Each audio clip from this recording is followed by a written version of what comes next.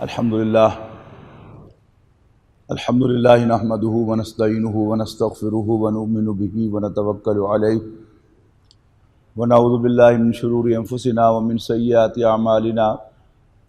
من يهده الله فلا مضل له ومن يضلله فلا هادي له ونشهد ان لا اله الا الله وحده لا شريك له ونشهد ان سيدنا محمدا عبده ورسوله ارسله بالهدى ودين الحق ليظهره على الدين كله وکفیٰ باللہ شہیدا فصلی اللہ علیہ وسلم تسلیما کثیرا کثیرا اما بعد فاعوذ باللہ من الشیطان الرجیم بسم اللہ الرحمن الرحیم یا ایھا الذین آمنوا اذا نودی للصلاة من یوم الجمعۃ فاسعوا الی ذکر اللہ وذروا البیع ذلکم خیر لکم ان کنتم تعلمون۔ محترم بزرگوں، دوستو، عزیزوں اور بھائیوں، آپ کو یاد ہوگا کہ ہم نے گزشتہ جمعے کی فضیلت کے بارے میں قرآن مجید کے جو احکام ہیں اور نبی اکرم صلی اللہ علیہ وسلم کی جو پریکٹسز ہیں ان کا مطالعہ کرنے کی کوشش کی تھی کہ جمعہ جو ہے یہ دراصل مسلمانوں میں تعلیم بالغہ کا اللہ تعالیٰ کا دیا ہوا پروگرام ہے کہ عاقل و بالغ مسلمان جمعے کے روز اہتمام کے ساتھ اکٹھے ہو جائیں مسجد کے اندر اور نبی اکرم صلی اللہ علیہ وسلم کی نیابت کرتے ہوئے کوئی شخص رسول اللہ صلی اللہ علیہ وسلم ہی کی طرح ان کے سامنے قرآن مجید کی آیات پڑھے اور انہیں وعظ و نصیحت کرے، اور اسی کام کے لیے آج بھی ہم اکٹھے ہیں۔ آج ہم انشاءاللہ خطبہ جمعہ جو عربی خطبہ ہوتا ہے اس کو سمجھنے کی کوشش کریں گے تاکہ جو بنیادی نصیحت ہے جس کو نبی اکرم صلی اللہ علیہ وسلم نے ایک مستقل معمول بنایا اور ہر جمعہ نبی اکرم صلی اللہ علیہ وسلم وہ وعظ و نصیحت ضرور فرمایا کرتے تھے، وہ یاد دہانی ضرور فرمایا کرتے تھے، وہ کیا ہے۔ ایک بات تو یہ ذہن میں رکھیے گا کہ خطبہ جمعہ عربی خطبہ جو ہے یہ فکس نہیں ہوتا پورا کا پورا، لیکن دو کنٹینٹس جو ہیں اس کے وہ لازم ہیں اس خطبے کے اندر۔ ایک ہے اللہ کی حمد و ثنا اور دوسرا نبی اکرم صلی اللہ علیہ وسلم پر درود بھیجنا۔ کہیں کوئی ایسا موقع ہو جائے کہ آپ کسی مسجد میں جمعہ کے لیے اکٹھے ہوں اور وہاں کسی وجہ سے کوئی ایمرجنسی ہو سکتی ہے، امام صاحب مسجد میں نہ پہنچ سکیں، تو سمپلی کوئی شخص کھڑا ہو کر، کوئی مسلمان کھڑا ہو کر دوسری اذان کے بعد الحمدللہ رب العالمین والصلاۃ والسلام علی رسولہ الکریم اما بعد فاعوذ باللہ من الشیطان الرجیم بسم اللہ الرحمن الرحیم، اور کوئی ایک آیت تو یاد ہوگی صحیح، قل واللہ تو یاد ہوگی صحیح، سورۃ العصر تو یاد ہوگی صحیح، یہ پڑھ دے تو اس سے خطبہ جو ہے اس کی ریکوائرمنٹ پوری ہو جائے گی۔ اسی طرح بیٹھ جائے، پھر دوسری رکعت کے لیے کھڑا ہو جائے، دوسری خطبے کے لیے کھڑا ہو جائے، اور پھر اللہ تعالیٰ کی حمد و ثنا اور رسول اللہ صلی اللہ علیہ وسلم پر درود و سلام بھیجنے کے بعد کوئی اور آیت قرآن مجید کی تلاوت کر دے، اور اس کے بعد پھر دعائیں کچھ جو ہے کر دے۔ باقی اس میں اہل علم نے غور و فکر کے بعد اس کو مکمل کیا ہے کہ جیسے نبی اکرم صلی اللہ علیہ وسلم ہمارے امام اور مقتدیٰ ہیں، اسی طرح رسول اللہ صلی اللہ علیہ وسلم کے صحابہ جو ہیں وہ بھی ہمارے لیے مشعل راہ ہیں، تو خطبے کا جز پھر علماء نے صحابہ کرام کے تذکرے کو بنایا ہے، لیکن وہ اضافی چیز ہے، لیکن بنیادی طور پر وہی ہے اللہ کی حمد و ثنا، رسول اللہ صلی اللہ علیہ وسلم پر درود و سلام، اور کوئی ایک آدھ آیت قرآن مجید کی پڑھ کر دوسرا خطبہ بھی ختم کر دیں اور پھر نماز پڑھائی جا سکتی ہے۔ میں بالعموم جو خطبہ پڑھتا ہوں، خاص طور پر جو پہلا خطبہ ہے، یہ نبی اکرم صلی اللہ علیہ وسلم نے پہلا جمعہ جب فرض ہوا تھا، قباء کے اندر آپ نے جو جمعہ پڑھایا تھا، تو اس میں آپ نے جو خطبہ ارشاد فرمایا تھا، میں کوشش کرتا ہوں کہ پہلا خطبہ جو ہے وہ تقریباً انہی الفاظ پر مشتمل ہو، سوائے اس کے کہ موقع محل کے مطابق میں جو آیت پڑھتا ہوں قرآن مجید کی وہ کوشش کرتا ہوں کہ وہ جو جمعے میں بیان ہوا ہے اسی سے متعلق کوئی آیت ہو، لیکن کبھی نہیں بھی ہوتا کوئی بھی آیت میں پڑھ دیتا ہوں، لیکن جو پہلا خطبہ ہے وہ خطبہ ہے کہ جو نبی اکرم صلی اللہ علیہ وسلم نے قباء میں دیا تھا۔ اس میں سب سے پہلے اللہ تعالیٰ کی حمد ہے، الحمدللہ۔ حمد کہتے ہیں تعریف کو، اور الحمدللہ ساری حمد، ساری تعریف اللہ کے لیے ہے۔ لیکن یہ یاد رکھیے گا کہ قرآن مجید کے نزول سے پہلے سے الحمدللہ جو ہے یہ اللہ تعالیٰ کا شکر ادا کرنے کا کلمہ ہے مکہ مکرمہ کے اندر، قریش کے عام محاورے میں، اور یہ اس سے زیادہ آپ کے ذہن میں رہنا چاہیے کہ قریش اللہ تعالیٰ کی ذات کے منکر نہیں تھے، بلکہ قریش توحید کے ساتھ اللہ تعالیٰ کو خالق کائنات مانتے تھے، اسے جانتے پہچانتے تھے۔ لفظ اللہ عربی زبان میں اللہ تعالیٰ ہی کے لیے وضع ہوا تھا، اور صرف اللہ تعالیٰ ہی کے لیے بولا جا سکتا تھا، آج بھی بولا جا سکتا ہے۔ جیسے انگریزی زبان میں کیپٹل جی والا گاڈ جو ہے وہ خالص اللہ تعالیٰ ہی کے لیے ہے، اسی لیے اس کی نہ جمع ہے اور نہ اس کی مؤنث ہے، جبکہ اسمال جی والا گاڈ جو ہے اس کی پلورل بھی ہے گاڈز، اور اس کی مؤنث بھی ہے گاڈس۔ تو آپ سے غلطی آج تک شاید لکھنے میں کی ہوئی ہو، لیکن اصولی طور پر جو کیپٹل جی والا گاڈ ہے وہ سنگل ہے، واحد ہے، اور اس کی کوئی فیمینن نہیں ہے۔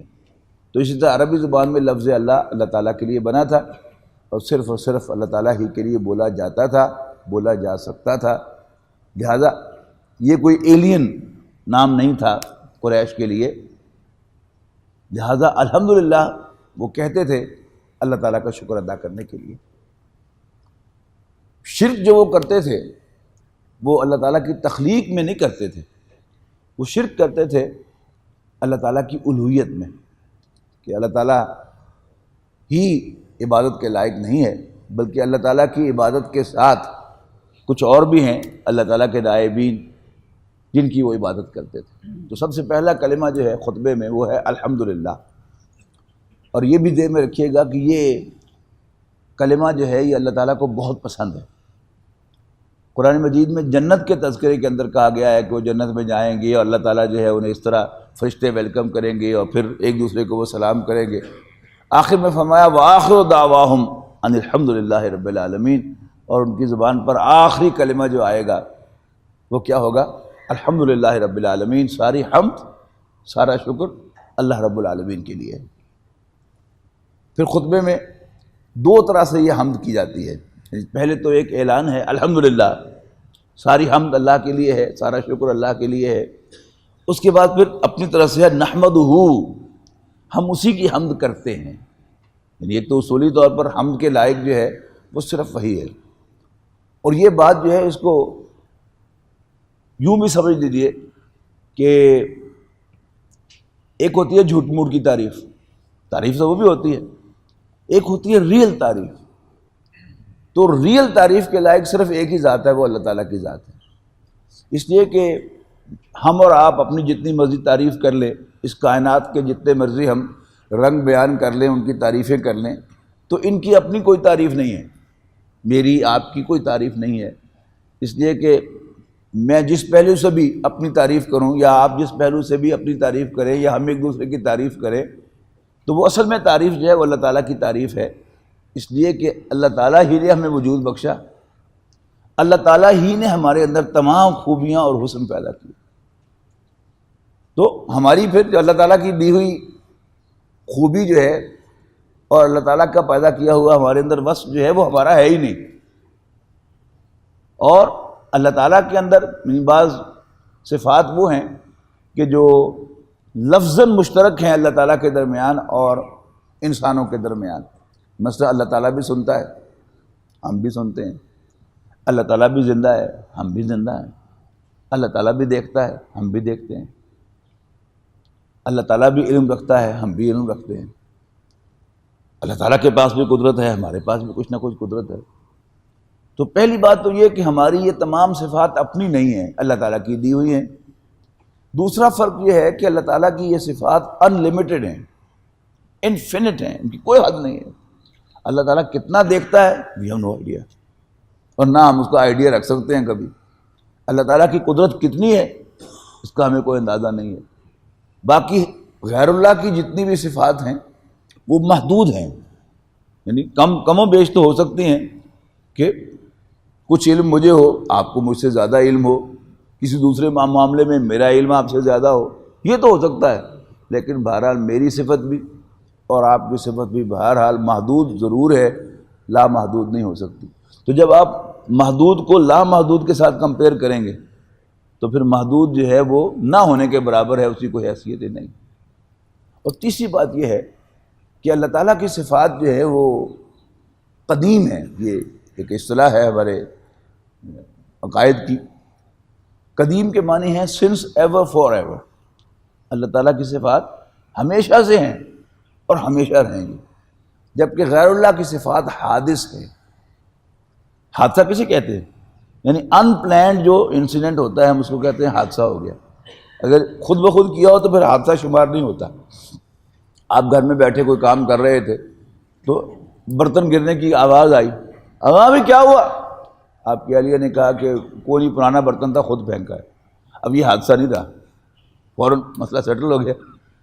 تو حادث کا مطلب کیا ہے کہ وہ جب ہیں سو ہیں۔ آج میں دیکھتا ہوں،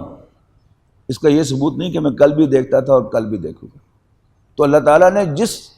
حد تک کسی کو کوئی صفت عطا کی ہے اسی حد تک اسی وقت تک اس کے پاس ہے، ہمیشہ سے تو تھی نہیں، اور جب تک اللہ چاہے گا وہ صفت اس کے اندر رہے گی، اور جب اللہ تعالیٰ اس سے وہ صفت سلب کر لے گا تو وہ صفت اس کے اندر باقی نہیں رہے گی۔ تو اس اعتبار سے جب دیکھیں گے تو واقعی تعریف کے لائق تو پھر ایک ہی ذات ہے اور وہ اللہ تعالیٰ کی ہے۔ الحمدللہ، ساری تعریف ساری حمد اللہ کے لیے ہے۔ اور پھر نحمدہ، لہذا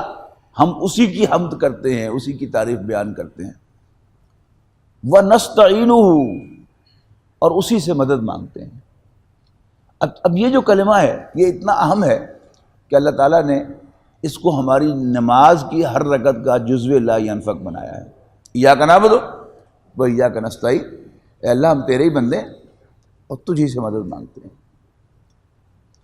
اور بندگی کی سب سے بڑی علامت ہے بھی مانگنا ہی۔ آقا سے اس کا غلام مانگتا ہے، غلام اپنے آقا سے مانگتا ہے، اور غلام جچتا ہی نہیں اپنے آقا کو چھوڑ کر کسی اور سے مانگنا۔ یعنی ہم اپنے بچوں کو سکھاتے ہیں نا کسی سے کوئی چیز نہیں مانگنی، یعنی یہ ان کو بتاتے ہوئے کہ ہم آپ کے والدین ہیں، ہمارا سب کچھ ہمارے ذمے ہے، اور اگر ہمارا بچہ کسی اور سے کچھ چیز مانگتا ہے تو ہم اس میں انسلٹ محسوس کرتے ہیں۔ اسی طرح ہمارا ملازم جو ہے وہ اگر ہمارے کسی دوست کے سامنے اپنی تکلیف کو بیان کرے، اپنا دکھڑا کھول کر بیٹھ جائے تو ہمیں بڑا غصہ آتا ہے، ہم اس سے کہتے ہیں کہ تم نے ہمارے مہمان کے سامنے ہماری بے عزتی کروا دی، حالانکہ وہ ہمارا ملازم ہوتا ہے، غلام نہیں ہوتا۔ جبکہ اللہ تعالیٰ ہمارا آقا ہے، ہمارا رب ہے، ہم اس کے غلام ہیں، لہذا ہمارا منہ ہی نہیں ہے کہ ہم کسی اور کے سامنے اپنی حاجت بیان کریں۔ نبی اکرم صلی اللہ علیہ وسلم کے چچا زاد بھائی تھے حضرت عباس کے بیٹے، لیکن عمر میں بہت چھوٹے تھے۔ جب رسول اللہ صلی اللہ علیہ وسلم اس دنیا سے تشریف لے گئے تو ان کی عمر صرف 14 برس تھی۔ نبی اکرم صلی اللہ علیہ وسلم نے ان کے لیے خاص دعا کی تھی کہ اللہم فقہہ فی الدین وعلمہ التاویل، کہ اللہ اس بچے کو دین کی سمجھ عطا فرما اور اسے انٹرپریٹیشن کی قدرت عطا فرما۔ ان سے نبی اکرم صلی اللہ علیہ وسلم نے فرمایا، بلکہ وہ بیان کرتے ہیں کہ میں سواری پر نبی اکرم صلی اللہ علیہ وسلم کے ساتھ بیٹھا ہوا تھا، چھوٹے بھائی جو تھے تو ساتھ ہی سواری پہ بٹھایا ہوا تھا، پیچھے اونٹ کی سواری ذہن میں رکھیے گا۔ تو آپ نے پیچھے مڑ کر میری طرف یوں منہ کر کے ارشاد فرمایا، یا غلام انی اعلمک بکلمات، بیٹا میں تمہیں کچھ باتیں سکھاتا ہوں، تعلیم دیتا ہوں۔ احفظ اللہ یحفظک، تو اللہ کو یاد رکھ، اللہ کی حفاظت کر، اللہ تیری حفاظت کرے گا۔ یعنی تو اللہ کو یاد رکھ، اللہ تعالیٰ اپنی مہربانیوں کے لیے تمہیں یاد رکھے۔ یہ جو محاورے میں ہوتا ہے نا، کہ عام ہم کہتے ہیں دعاؤں میں یاد رکھنا، یہ فلاں کام ہو تو پھر ہمیں بھی یاد رکھنا. تو اللہ تعالیٰ کو یہ کہنا، اللہ ویسے نہیں بھولتا اللہ تعالیٰ کسی چیز کو، لیکن یہ کیا ہے، وہ محاورے میں ہے کہ اپنی عنایات کے لیے مجھے بھی یاد رکھنا، یعنی اپنے احسانات مجھ پر کرنا، میں محتاج ہوں تیرے احسانات کا، تیرے فیورز کا. تو احفظ اللہ یحفظ کا، احفظ اللہ تجدہ امامک، تو اللہ کو یاد رکھ، اللہ تعالیٰ کو تو اپنے سامنے پائے گا. اب یہ بات جو ہے، یہ کوئی تجربہ کار آدمی کہ جو اللہ تعالیٰ کو اپنے سامنے پاتا ہو، وہ شاید مجھ سے زیادہ اچھا بیان کر سکے کہ انسان جب اللہ تعالیٰ کو کثرت کے ساتھ یاد رکھتا ہے تو پھر انسان کو یہ فیلنگ ہوتی ہے کہ جیسے اللہ تعالیٰ اس کے سامنے ہے، اور پھر اللہ تعالیٰ کو انسان کبھی اگنور نہیں کرتا، نظر انداز نہیں کرتا. ورنہ اللہ تعالیٰ یہاں موجود ہے، اصولی طور پر ہم مانتے ہیں، ایک مسلمان ہے تو وہ یہ مانتا ہے کہ اللہ تعالیٰ ہر جگہ موجود ہے، لیکن ہمیں یاد کہاں رہتا ہے کہ اللہ تعالیٰ یہاں موجود ہے. اگر ہمیں یہ بات یاد رہے کہ اللہ یہاں موجود ہے، میرے ساتھ ہے، مجھے دیکھ رہا ہے اور اس نے مجھ سے حساب بھی لینا ہے، تو کیا ہم اللہ تعالیٰ کی نافرمانی کر سکتے ہیں؟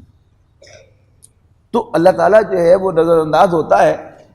کہ جب ہم اس کی یاد میں کمی کرتے ہیں. یہ زبان سے یاد جو ہے، یہ اصل میں دل کو سکھانے کے لیے ہے کہ تو اللہ کا بندہ ہے، ساری حمد اللہ کے لیے ہے،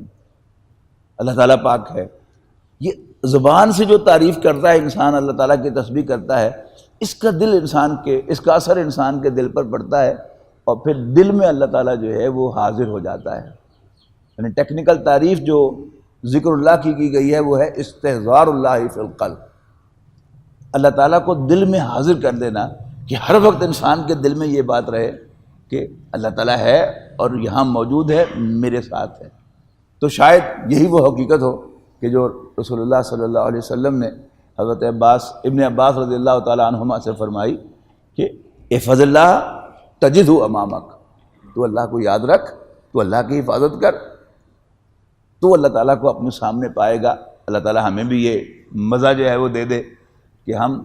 اللہ تعالیٰ کو اپنے سامنے پائیں. ایک صحابی رضی اللہ تعالیٰ عنہ فجر کی نماز کے بعد، یعنی ایسا معلوم ہوتا ہے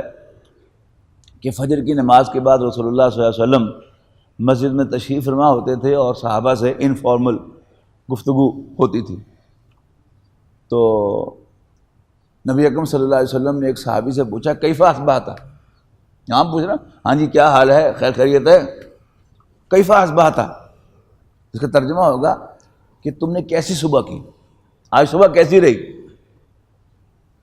تو صحابی نے ایک عجیب جواب دیا، اس نے کہا کہ اصبحت مومنا حقا یا رسول اللہ، اے اللہ کے رسول میں نے ایک سچے مومن کی صبح کی. تو رسول اللہ صلی اللہ علیہ وسلم بھی چونکے کہ کیا کہہ رہا ہے یہ. آپ نے پوچھا کہ لکلی شیء صفت، ہر چیز کی کوئی صفت ہوتی ہے، وما صفت ایمانک، تم جو یہ کہہ رہے ہو کہ میں نے ایک سچے مومن کی صبح کی، تو پھر کیا خد و خال تھے اس سچے مومن کی صبح کے. تو صحابی نے کہا کہ میں نے ایسا محسوس کیا کہ جیسے میں جنت کو بھی اپنے سامنے دیکھ رہا ہوں اور جہنم کو بھی اپنے سامنے دیکھ رہا ہوں. تو انسان کا یہ خیال جو ہے کہ اس کو ایسا معلوم ہو کہ جنت بھی ہے، ہم بھی مانتے ہیں کہ جنت ہے، اور جنت کی ڈسکرپشن اتنی ٹیمپٹنگ ہے تو ہمیں تو ہر وقت جو ہے اس کا لالچ رہنا چاہیے کہ مجھے جنت ملے. اور جہنم کو بھی ہم مانتے ہیں، لیکن جہنم اتنی ہاربل اس کے پکچر قرآن مجید میں اور حدیث میں پورٹرے کی گئی ہے کہ ہمیں تو اس کا خیال کر کے نیند بھی اڑ جانی چاہیے. لیکن یہ دونوں کام نہیں ہوتے. کیوں؟ وہ ایمان میں کمی ہے. ہم جہنم اور جنت کو اپنے سامنے، اپنی آنکھوں کے سامنے ہر وقت نہیں پاتے. لیکن اس صحابی نے کہا کہ ایسا مجھے ایسا معلوم ہوا صبح کہ میں جیسے میں جنت کو بھی دیکھ رہا ہوں اور جہنم کو بھی دیکھ رہا ہوں. تو الحمدللہ نحمدہ ونستعینہ، ساری حمد اللہ کی ہے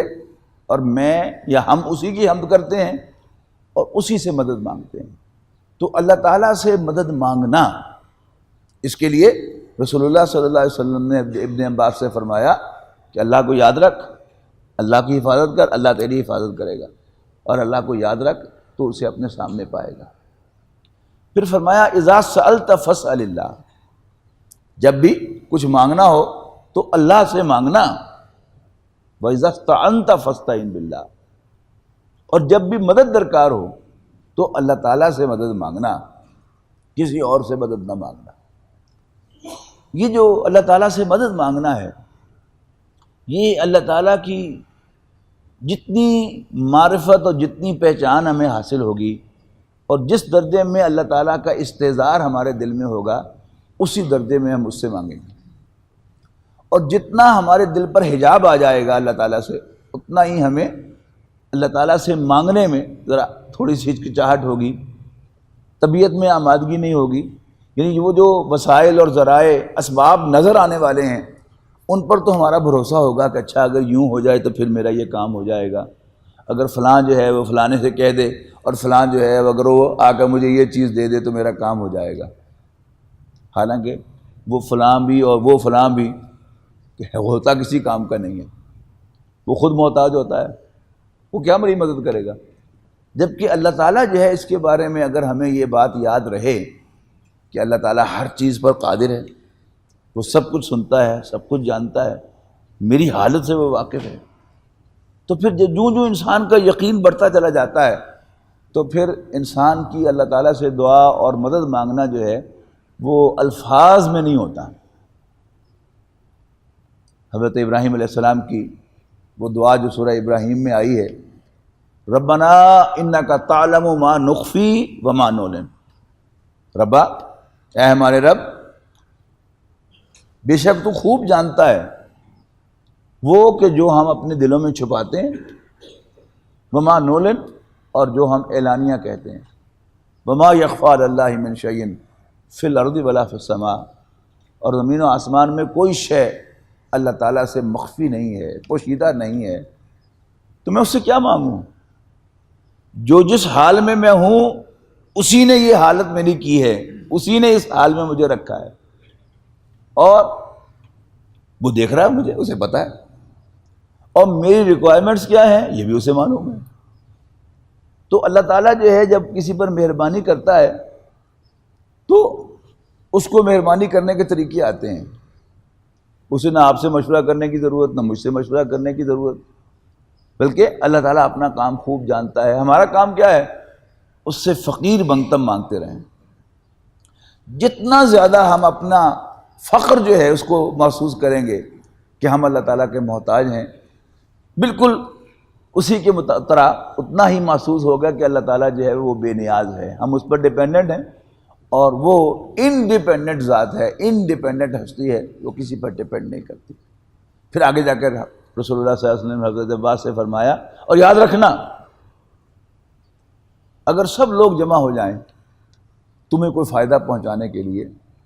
تو صرف اتنا ہی فائدہ پہنچا سکیں گے جتنا اللہ تعالیٰ نے تمہارے لیے لکھا ہوا ہے، اور اگر سب جمع ہو جائیں تمہیں کوئی نقصان پہنچانے کے لیے تو صرف اتنا ہی نقصان پہنچا سکیں گے جتنا اللہ تعالیٰ نے تیرے خلاف لکھ دیا ہے کہ اسے اتنا نقصان ہوگا، اس جگہ پر یہ اسے سیٹ بیک پہنچے گا، اس سے زیادہ نہیں ہو سکتا۔ اور یہ تقدیر پر ایمان جو ہے یہ آپ کو معلوم ہے کہ یہ ہمارے دین کے بنیادی عقائد میں سے ہے۔ ایمان مفصل میں ہم کہتے ہیں نا والقدر خیرہ وشرہ من اللہ تعالیٰ، اور میں ایمان رکھتا ہوں تقدیر کے اچھے اور برے ہونے پر کہ یہ سب اللہ تعالیٰ کی طرف سے ہوتا ہے۔ یعنی شروع میں جب انسان اس مسئلے پہ آتا ہے لیکن ابھی تک اس کو اللہ تعالیٰ کی ذات کا پورا یقین نہیں ہوا ہوتا،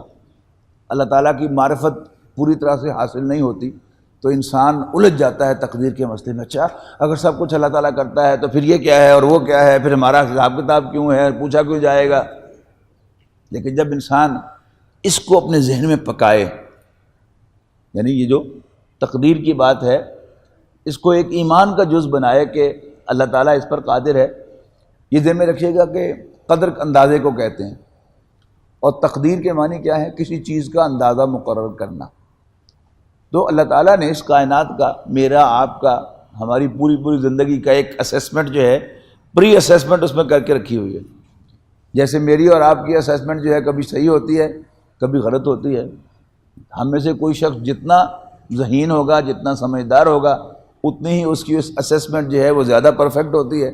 اور جتنا جو ہے وہ کم علم ہوتا ہے اس کی اسیسمنٹ، اس کا اندازہ اتنا ہی کم ہوتا ہے۔ تو اسی کو آپ یعنی انفینٹ پہ لے جائیں تو اللہ تعالیٰ کا علم چونکہ کامل ہے، اللہ تعالیٰ کی اسیسمنٹ غلط نہیں ہے،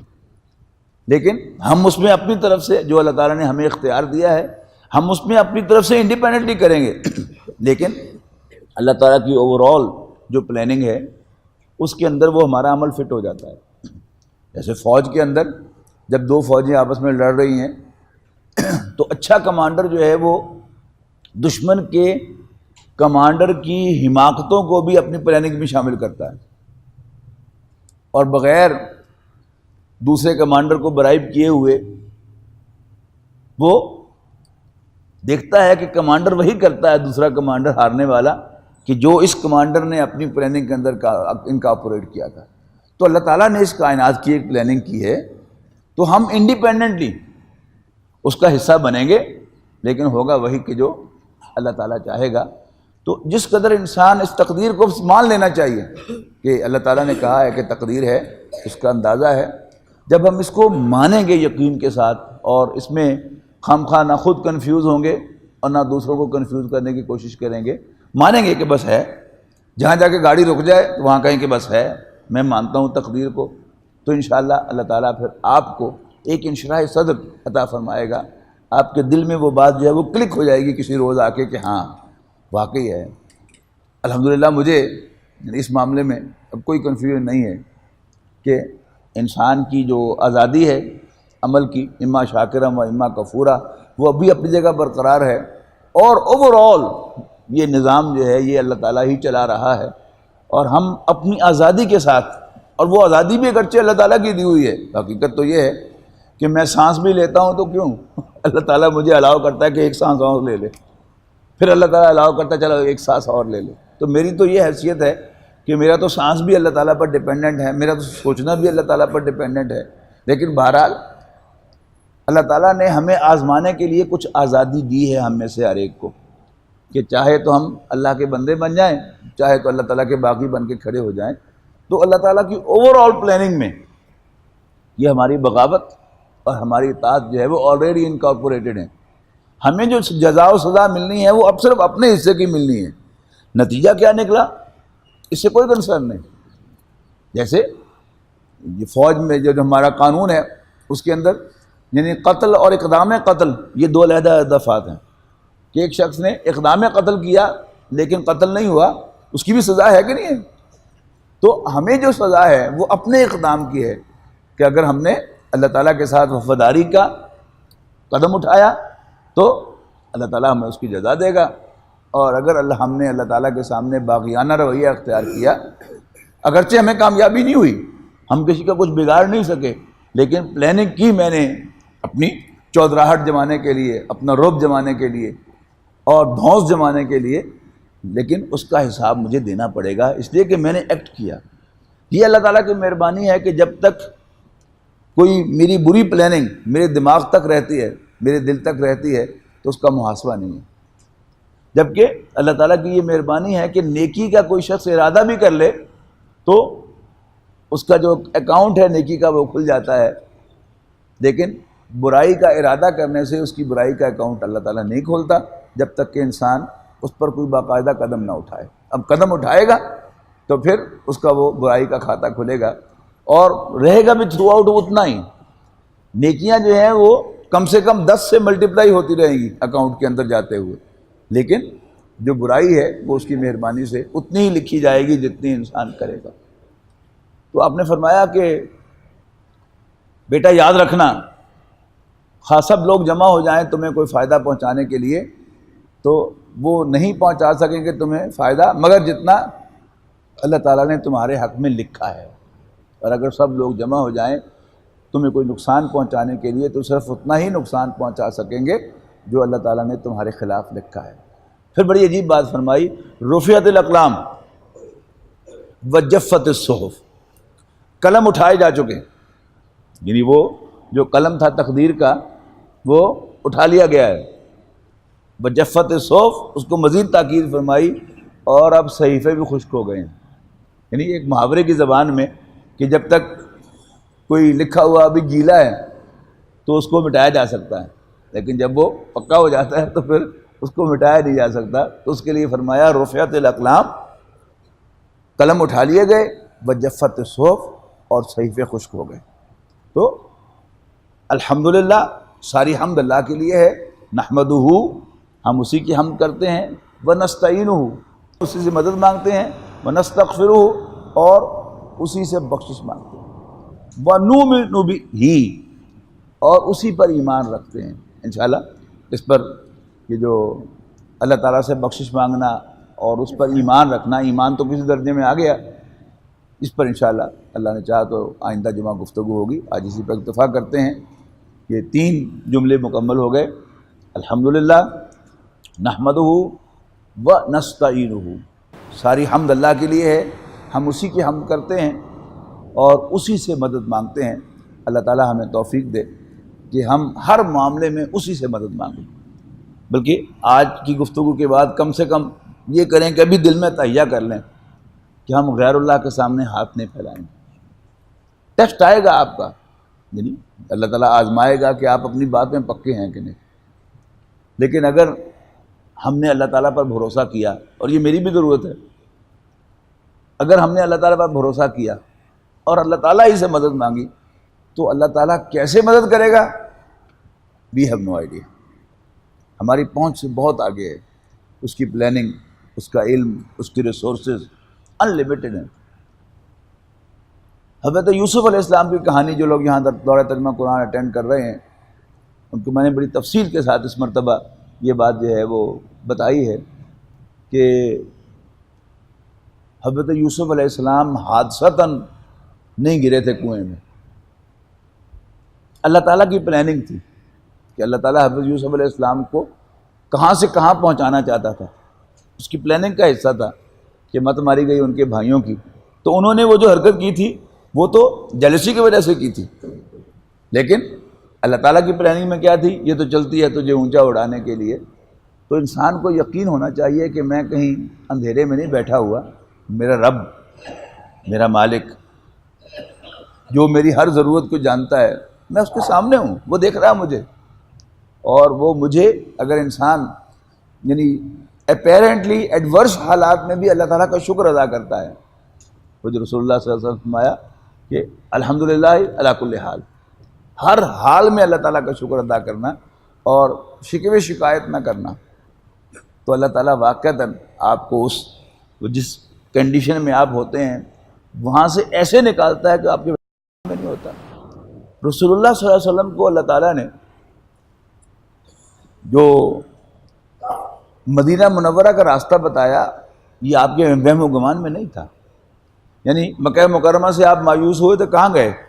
طائف گئے. دیکھیں اللہ تعالیٰ نے آپ کے لیے اصل میں کہاں رکھا ہوئی تھی ساری کی ساری چیز، سارے کے سارے خزانے، سارے کے سارے ریسورسز، ساری کی ساری ہیلپ، وہ تو تھی مدینہ منورہ میں 250-300 میل دور. اللہ تعالیٰ کے علم میں تھا، رسول اللہ صلی اللہ علیہ وسلم کے علم میں نہیں تھا. تو اللہ تعالیٰ مجھے کیسے اپنا فیور دینا چاہتا ہے یہ مجھے نہیں پتا، لیکن یہ مجھے یقین ہونا چاہیے کہ اللہ میرا رب ہے، میں اس کا بندہ ہوں، میں اس کی بندگی میں کوتاہی کر سکتا ہوں. اللہ تعالیٰ اپنے رب ہونے میں کہیں کوئی کوتاہی نہیں کر سکتا، وہ میری ٹیک کیئر کرے گا. میرا کام کیا ہے کہ میں اس کا حکم مانتا رہوں، اس کی بندگی کرتا رہوں، اس کا شکر اللہ بجا لاتا رہوں. اللہ تعالیٰ سے دعا ہے کہ اللہ تعالیٰ ہمارے دلوں میں یہ اپنا یقین پیدا کر دے اور ہماری زبانوں کو حمد کرنے والی زبانیں بنا دے. ہمارا دل بھی اللہ تعالیٰ کی حمد کرے اور ہماری زبانیں بھی اللہ تعالیٰ کی حمد کریں اور ہم اسی سے مانگنے والے بن جائیں.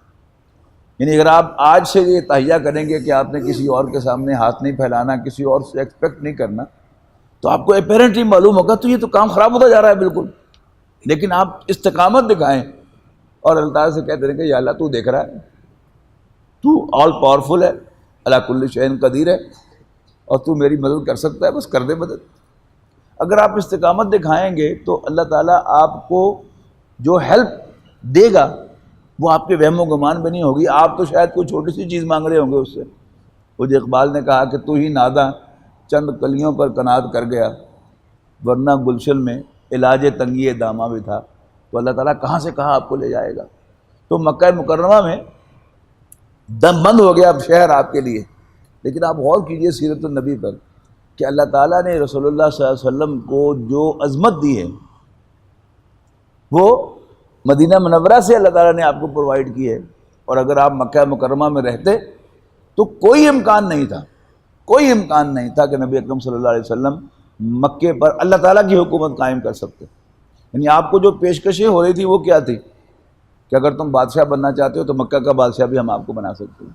لیکن اللہ تعالیٰ نے کیا کرانا تھا؟ اللہ کے دین کا غلبہ کرانا تھا. وہ مکہ مکرمہ میں نہیں ہو سکتا تھا، اسی لیے آپ نے اس دعوت کو قبول نہیں کیا، اس پیشکش کو قبول نہیں کیا. تو میں اور آپ بھی اللہ کے بندے ہیں اور اللہ تعالیٰ ہمیں دیکھ رہا ہے. اگر ہم اس کے ساتھ لائل ہوں گے تو اللہ تعالیٰ ہمیں کہاں کہاں سے نوازے گا، کیسے کیسے نوازے گا، ہماری نظر اس پر ہونی چاہیے. اللہ تعالیٰ سے مانگتے رہیں اور اللہ تعالیٰ کی نوازشات انشاءاللہ ہم پر ہوں گی. اللہ تعالیٰ سے دعا ہے کہ اللہ تعالیٰ ہمیں اپنا اصلی بندہ بنا دے، اپنی یاد اپنی حمد کی توفیق ہمیں عطا فرمائے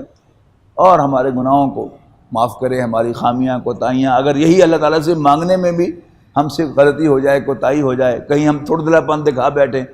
اور اللہ تعالیٰ سے مانگتے ہوئے درمیان میں کسی اور سے بھی مانگ بیٹھیں، کسی اور سے بھی امید لگا دیں، تو اللہ تعالیٰ یہ بھی ہمیں معاف کر دے.